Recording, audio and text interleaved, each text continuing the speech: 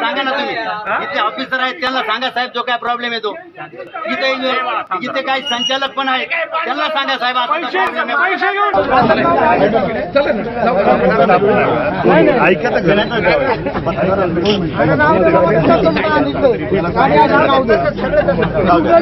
आम्हाला तो कर्मचारी नकोय, आमच्या अंगावर येणारा कर्मचारी आम्हाला नकोय. शेतकरी म्हणून तो म्हणतोय ना, आम्हाला अजिबात मान्य नाही.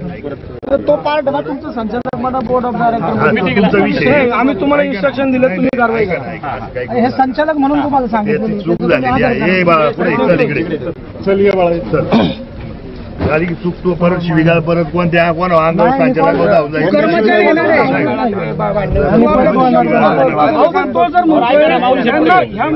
यांना पैसे नाही दिले म्हणून हे भुकत आहेत.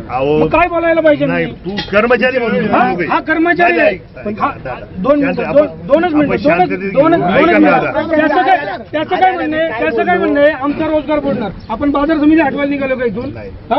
याला हे कळत नाही का? फीस कट करायला बारीक आहे का? आता विषय तो म्हणतोय चूक झाला म्हणतोय ना